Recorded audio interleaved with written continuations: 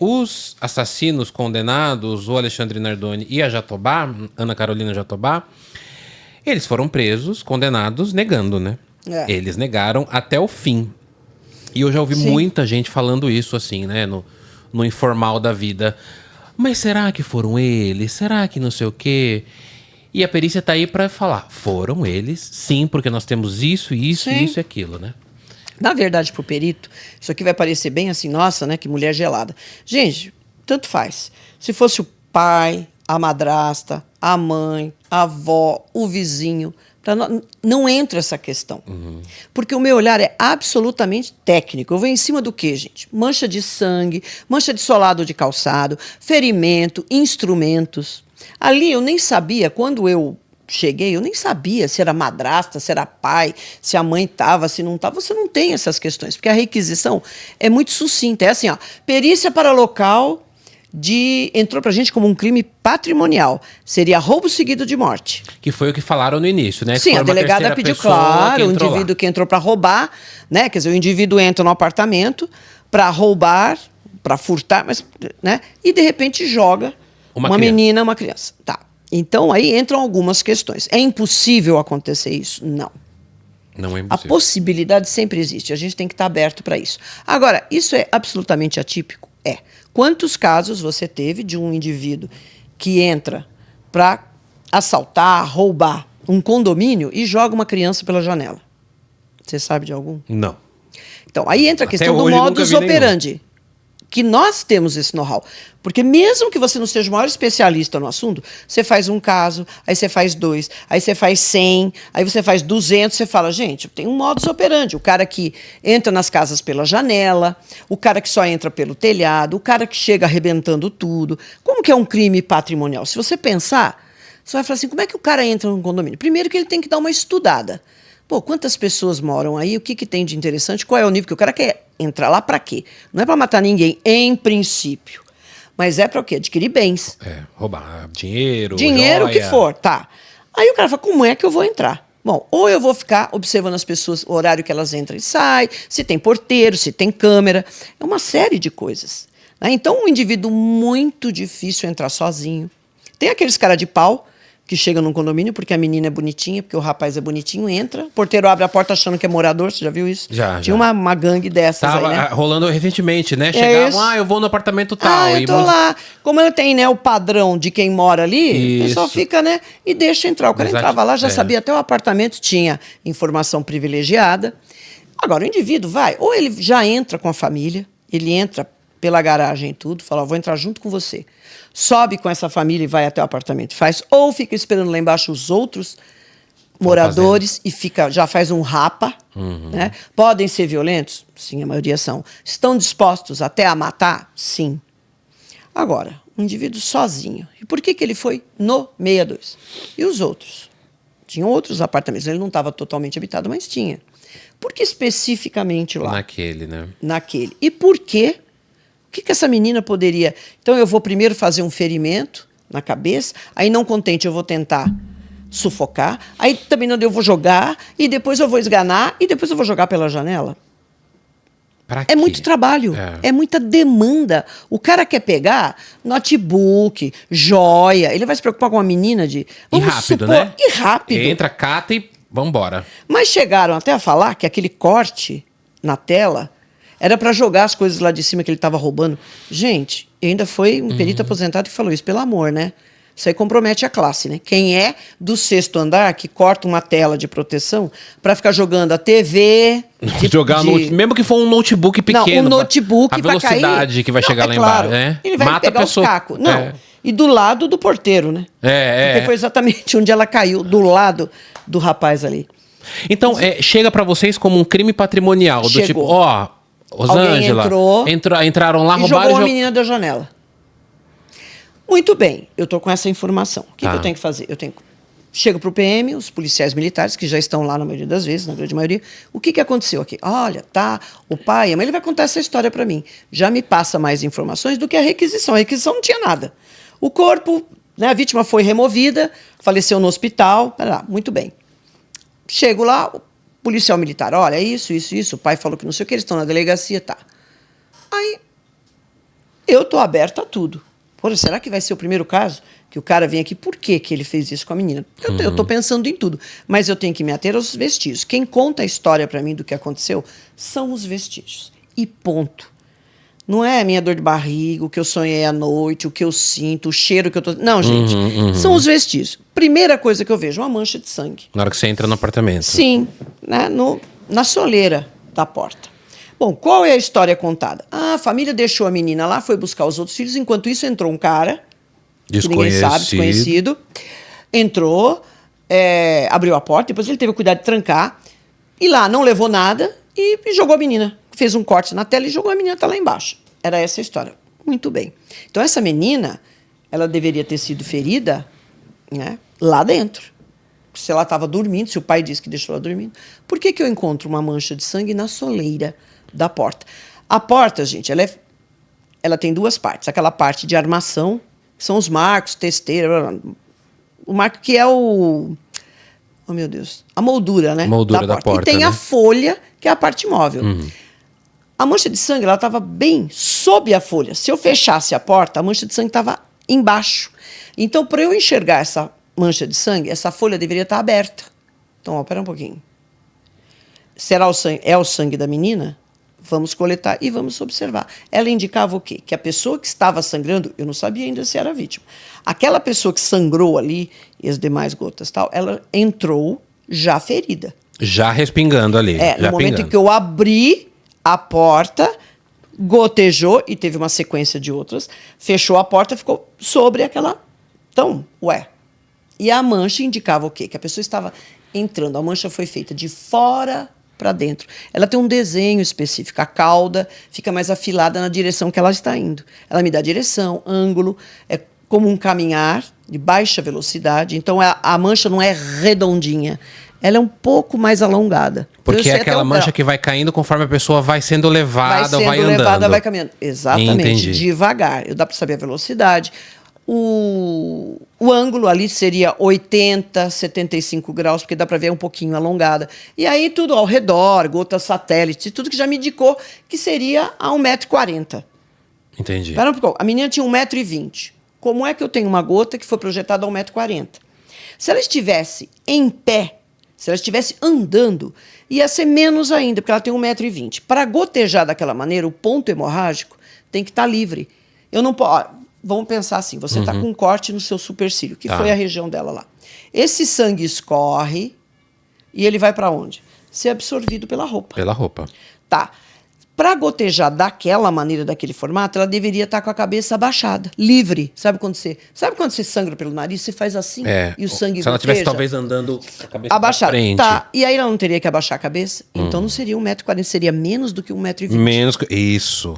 Nossa, Rosângela, é uma coisa que... É um quebra-cabeça do caramba. Sim. Aí eu tenho que observar, tá? Esse sangue, coletar, porque até aquele momento eu não sei de quem é aquele sangue. Foi do pai, foi de alguém que entrou, foi do meliante, do intruso que entrou lá e se machucou de qualquer maneira? Eu não sei. Eu tenho que coletar a amostra de todas essas manchas. Aí vejo que ela tem um percurso, tal. Como é que foi a dinâmica? Foi dali, parou ali, essa pessoa ficou gotejando ali, sentada. Que foi o momento que ela ficou do lado do sofá. Exatamente. Aí volta a gotejar, quando ela é defenestrada, que foi um termo que até o Datena, nossa, o que é isso? Isso aí é jogar pela janela. Defenestrar vem de fenestra, que é janela em italiano. Então, defenestrar, jogar pela janela. Então, ela foi defenestrada. Ali, só teve uma gotinha no parapeito. Ela já estava num processo agônico. O coração já estava batendo mais devagar. Então, né, não tinha tanto sangue. Tanto que ela caiu, não teve mais sangramento nenhum. Não teve sangramento na grama, nada. Uma gotinha que saiu ficou ressequida, escorreu porque ela caiu de lado. Então, secou ali, mais nada, não tinha nada. Tinha sangramento, um monte de sangue em volta, nada disso. Porque a gente imagina que uma pessoa que cai... Foi sexto andar, né? Sexto andar. Do sexto andar ia se machucar, fazer um corte, então não tinha, né, sangue. Não porque ela tinha. sangrou muito lá em cima. Ela sangrou... Razoável. Razoável. Entendi. Tá? Quando você pega um caso... a facada, como a gente está falando aí, é uma carnificina. Dependendo do que acontece, se a pessoa luta, quanto mais ela tenta fugir, mais ela se fere, aí é dedo que é cortado, é a mão do indivíduo também, porque ele escorrega na faca. Corta a própria mão. Corta a própria mão, porque o sangue é viscoso. Em geral, essas facas de uso doméstico, que é o mais utilizado, ela não tem aquele protetor. Se você pega uma faca de camping, faca de pesca, você vai observar, você pega aqui, ela tem um protetor, tua mão não escorrega. Entendi. Você pode estar usando aquela faca, que o sangue não chega até a tua mão. Essas facas de cozinha, faca comum, você está aqui e quanto mais golpe, mais sangue, a faca fica toda ensanguentada, o sangue vem na tua direção, você vai dar o próximo golpe, tua mão escorrega, você se tem corta talho na também. mão. Então tem sangue do agressor, sangue da vítima, e aí tá aquela coisa, né, pintada de vermelho. Como é uma carnificina mesmo, né? Carnificina. Real, né? O que é interessante, Rosângela, eu já vi você falando sobre o caso dos Nardoni, mas assim, você trazendo aqui pra mim, é bem aquela coisa assim, claro, né?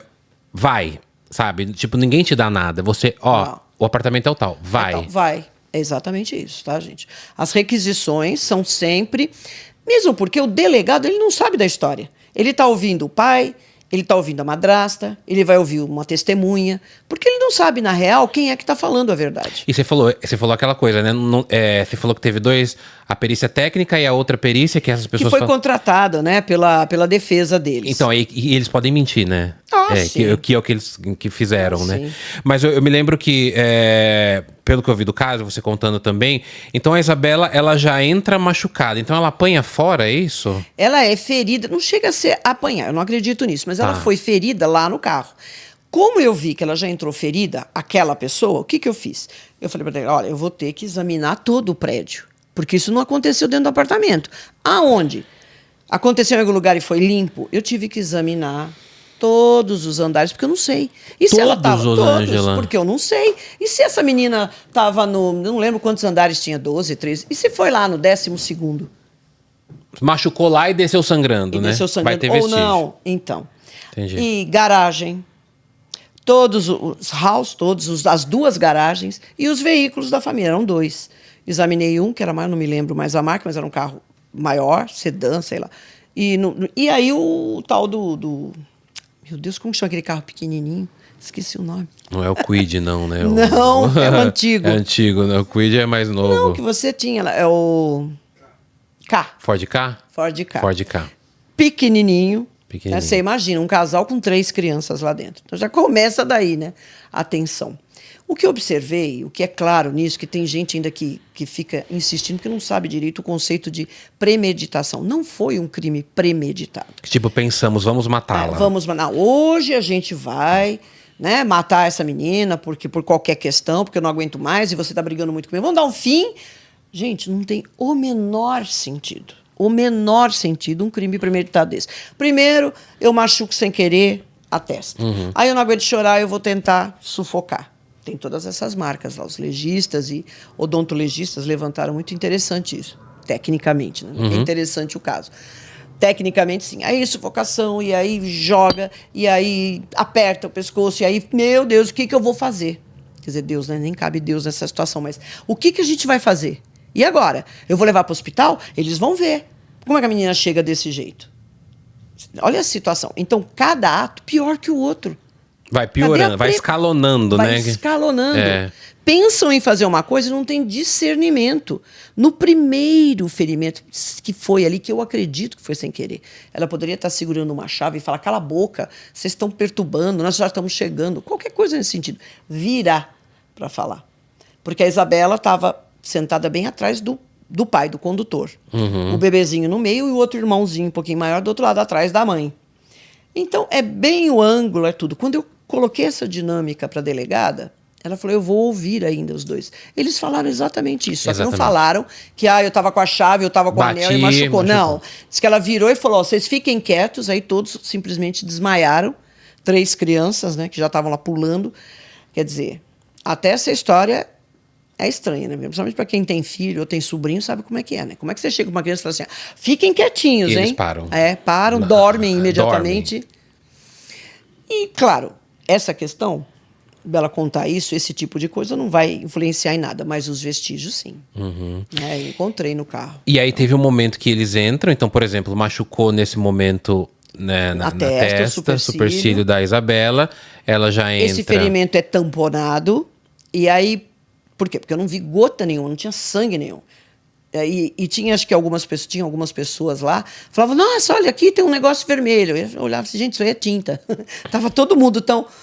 Eu falei, calma. Tava todo mundo com os sentidos aguçadíssimos, Aí via né? um risquinho de tinta, Entendi. o extintor que raspou ali, fez... Eu tive que olhar tudo isso. Entendi. Não foi só assim, eu vou... Tudo eu tive que olhar. Tanto que eu passei lá 2, 3 dias, né? Ficamos lá, saímos à noite, de dia e tudo.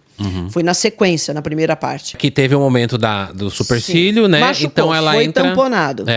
Foi tamponado de alguma maneira. Eu não sei como foi isso. Muito bem, vamos examinar. Examina. Esse sangue volta na soleira da porta. Opa, então o que estava tamponando, fechando esse ferimento... Não segurou. Não segurou. Caiu, jogaram, pum, pingou. E aí gotejou. Aí gota, sentou, tararara, foi. Durante essa dinâmica, que foi muito rápida, coisa de 10 minutos.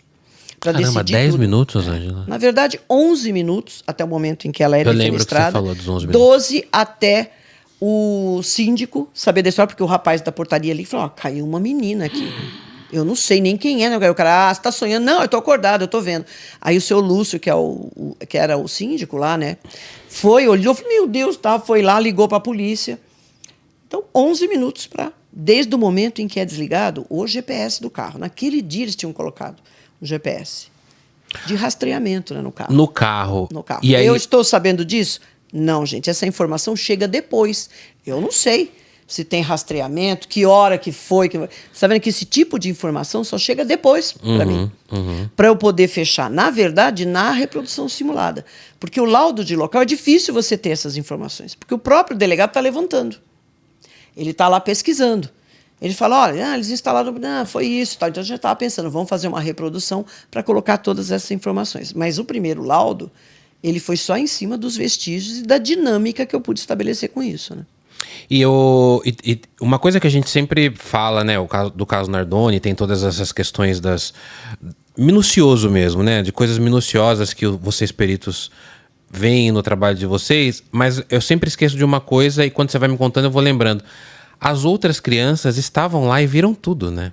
Sim. Tem uma questão que você contou uma vez da mãozinha na cama, né? Na cama, da marca, da polpa do dedo na entrada do quarto da Isabela, no batente, né, tinha uma mão. Quer dizer, nós poderíamos ter olhado isso, tentar excluir, mas nós já tínhamos todos os vestígios tão bem estruturados ali, já tinha toda a história contada, que é bobagem. Muita gente pergunta, por que não levou as crianças para falar sobre o caso? Gente, porque não tem cabimento isso. Por que você vai expor?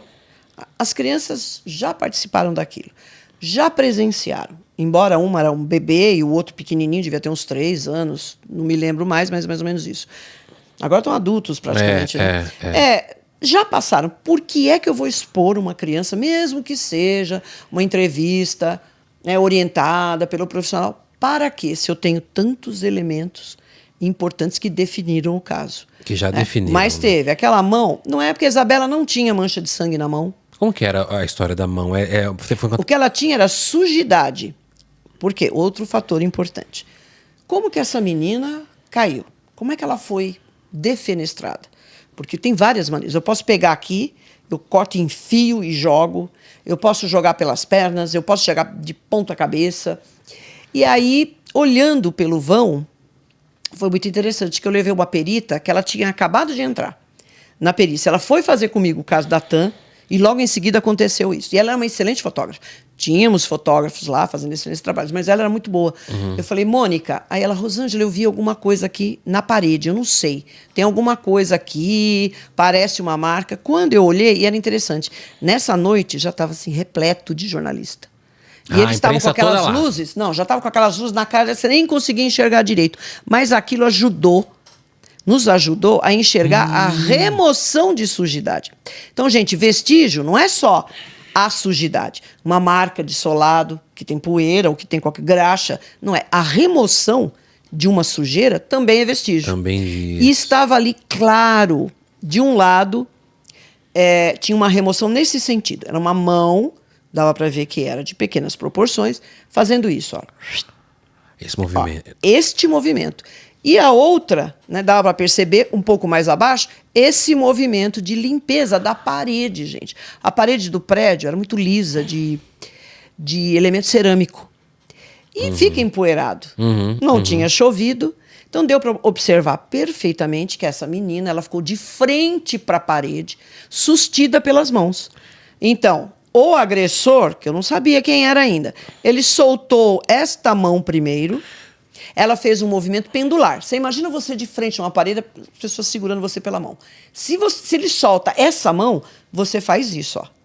Não é? Você faz esse movimento pendular. Solta a outra. Como você está muito próximo da parede, você está com os braços estendidos, é natural que você faça isso. E dava para ver perfeitamente até o momento que ela se afastou da parede. Aí caiu a 60 centímetros da linha de construção. Bem condizente mesmo com uma pessoa que está... e inconsciente. Esse grau de inconsciência não dá para saber, mas ela estava bem molinha. Talvez isso tenha contribuído para que ela não tivesse tantos ferimentos externos, né? Ela teve ferimentos internos, porque os órgãos balançaram dentro dessa caixa óssea que nós temos, né? Então, houve aí hemorragia interna. Mas externamente, gente, ela não tinha nada. Que curioso isso, né? E o único ferimento que sangrou foi o da cabeça. O da cabeça. Que não tem nada a ver com a queda. Então, essa história que ela passou, caiu sentada em cima do coqueirinho que tinha espinho. Não. Ela passou ao lado do coqueirinho, porque resina vegetal do coqueiro ficou na roupa dela. Passou, como ela veio com muita velocidade, passou pela folha, então ficou ali a marca certinha. Então, dá para você eliminar. Sentou? Não, gente, não tem vestígio. Então, o que ela tinha na mão? Sujidade. Do momento da parede. Na roupa, né? Sujidade. Porque Sujidade. naquele movimento que a gente chama de polichinelo, porque o centro de gravidade muda do corpo humano, não é uma coisa sólida que não muda, ele é flexível.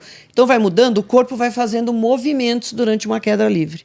Se está inconsciente ainda, mais ainda, porque você não está dominando os teus movimentos. Tem gente que fica desesperada, balança os braços, não sei se vocês já viram casos assim, viram, né? Uma vez ou outra aparece algum vídeo assim. Que as pessoas tentam, parece que querendo se segurar, né? Mas a pessoa que já está inconsciente, ou tá, né, ela vai virando. Então teve um momento que ela encostou na parede, o corpo, a lateral, então a bermuda dela, que era branca, ficou com a sujidade, retirou a sujidade da parede. Nós tivemos possibilidade de mostrar aquilo. Então ela tinha sujidade absolutamente condizente. Ela tinha sangue na roupa, mas assim, o rosto ensanguentado, não. Ela tinha o rosto da asfixia, que foi fundamental para o legista. Ela vai inconsciente para ser jogada, então ela sofre essas agressões todas dentro de casa, então, né? Sim. E aí no momento que ela meio que apaga, fica inconsciente, que eles entram num desespero, talvez? Talvez. As pessoas perguntam muito se eles sabiam que ela estava morta. Olha, gente, eu não acredito. Porque essa menina, ela estava respirando com dificuldade. Quando ela foi jogada, Daniel, ela ficou ainda mais de 35 minutos lá embaixo, viva. Claro que não é com todas as funções saltando, falando, não é isso. Mas ela tinha ainda batimento cardíaco, ela tentava respirar. Todas as testemunhas, chegou todo mundo. Até a mãe chegou lá. A mãe chegou, a Carol contou isso aqui. É tudo muito próximo, eles estavam próximos. A mãe estava próxima na casa de uma amiga, os avós, ali a divisa, já com Guarulhos. Então, todo mundo estava ali, todo mundo foi para o local. E a médica do resgate, ela tentou ali por quase 40 minutos. Não tenho exato essa, mas foi bastante. E ela tentando respirar. Então, todas as testemunhas que ficaram acompanhando aquilo viram ela, que a gente chama dos estertores da morte, porque já tem líquido no pulmão, então compromete a respiração e a pessoa faz até um barulho específico, porque é como se fosse um ronco. Fica tentando. E o pessoal falava, nossa, ela parecia um peixinho, porque ela fazia com a boquinha tentando respirar, né? Mas a médica percebeu que ali, apesar de todos as manobras que foram feitas, ela não ia resistir, falou, não, eu vou levar para Santa Casa. E ela já chegou sem vida. Ela já chega sem vida, né? Em função do quê, gente? Foi tudo isso, o estresse, o primeiro ferimento, o estresse da tentativa de sufocação. Depois, a tentativa ali de esganadura por mãos, por dedos. E aí é defenestrada, a queda, né? E a hemorragia interna. Como ela teve hemorragia interna, então aquilo foi mais lento, foi esse período que ela tentou. Então, se lá embaixo, depois de uma queda de 18 metros, aproximadamente 18 a 20 metros, ela ainda respirava, lá em cima também. Sim, sim. Ela não estava... Né? Sim. Então, foi uma decisão. Ali, o pai decidiu. Apesar das pessoas acharem que, nossa, é a madrasta, porque madrasta já começa com uma letra, uma sílaba muito ruim, que é má, né? Que nem Vilma. E a madrasta, madrasta né, por conta dos filmes, né, das contas de fadas. Madrasta, né? Terrível. Não, gente, quem decidiu ali, a escolha foi do pai. Ele definiu. Teve a ajuda dela? Teve. Tudo indica que ela tenha apertado o pescoço da menina, porque tem marca de unha. Né? Então, tem marca de unha, de ponta de dedo. E o Alexandre roía as unhas. Então, mais difícil deixar marca de unha. Como é que você deixa, mas se você rói a tua unha até o talo? Uhum. Então, essas questões foram todas levantadas posteriormente durante a reprodução, que a gente foi adquirindo informação. Uhum. Porque no primeiro momento você não tem. Sim, sim, sim. Né? Por isso que o laudo inicial ele foi só em cima dos vestígios. Quando ele andou em cima da cama, a comparação da marca do solado com 70 calçados dele... E encontramos, então foi ele que caminhou. O chinelo dele chinelo no específico, que tem um biscoito, ele tem um desenho, todo solado tem um desenho. Mas não basta você falar, nossa, é o mesmo desenho. Uhum. Isso você está identificando. Tá, isso aqui é um desenho desta marca. Da Adidas tem esse tipo de solado, de desenho de solado, que é diferente da Nike, que é diferente, sei lá, de qualquer outro. Ok, achamos, mas é dele? Eu sei que isso aqui é um solado produzido pela Adidas, mas é do Daniel? Como é que eu vou saber se é seu ou não? O que eu tenho que fazer? Registrar aquela marca que eu encontrei no lençol e comparar com outros calçados dele. Todos nós pisamos de uma determinada maneira, gente. Se você tem pé chato, você pisa. Se você tem pé calvo, você tem uma forma. A gente pisa forçando para fora os pés. A gente pisa forçando para dentro. Tem gente que pisa e força a ponta dos dedos. Você vai ver o chinelo, é todo amassadinho, comido ali, ó, porque a pessoa pisa com a ponta dos dedos e quando vai andar. Tem gente que joga o peso no calcanhar. Então, isso que você tem, isso que individualiza. Isso vai dizer, isso aqui é do Daniel. E ele estava usando na hora, né? Sim, ele estava lá. Então, nós tivemos que observar essas questões de desgaste de solado, porque sempre tem, de outros calçados dele com aquela marca. Você falou de 70? Oi? Você falou de 70 calçados? Mais de 70 calçados. Eu tive que examinar de todo mundo, eu não sabia de quem era. Entendi. E poderia ser que eu não encontrasse ninguém. Falar, então é do intruso. Entendi. Isso aqui não faz parte, ou ele desfez desse calçado. Entendi. Mas não está aqui no meio. Entendeu? Você vê, eu não estou sabendo quem é. Para mim, não interessa. Isso que as pessoas... A defesa colocou isso como muito pessoal. Uhum. A crítica que eu tenho com relação... Porque defesa, todo mundo tem direito à defesa. Você não pode querer puxar para o lado pessoal. Perito não trabalha com lado pessoal. Uhum. Se fosse a madrasta, a mãe, a avó, a tia, o intruso... Tanto faz. É uma coisa muito fria falar isso. Parece que a gente não tem... Né, não dá importância a isso. Mas tanto faz. Uhum. Claro que você fica muito... Né, chateado, consternado. Fala, poxa... Um familiar fazer um negócio desse, é um de pai, nada. É um pai, gente. Uma madrasta que está ali, já está num novo relacionamento. Hoje em dia, não dá para você colocar a madrasta, o padrasto não, ele vai fazer parte. Você muito provavelmente acaba convivendo mais com o padrasto do que com o pai, se teus pais são separados. Ou mais com a madrasta do que com a mãe. Quer dizer, né, são situações da sociedade hoje em dia. Não dá para excluir a importância de uma madrasta, de um padrasto, né? Então, tanto faz. Até aquele momento, eu sabia o seguinte, o agressor ficou em pé aqui, tal, segurou, tarará, entrou com ela, só poderia ser, né, um indivíduo com 1,80 m mais ou menos, pela altura que foi projetado o sangue dela, porque ela estava sendo transportada, blá, blá, blá. Quem é? Aí eu recebo, que eu pedi para a delegada, eu falei, olha, doutor, eu preciso das vestes da roupa que esses dois estavam usando no dia. Roupa deles. Do pai e da madrasta. Aqui no Brasil ainda não tem isso como praxe.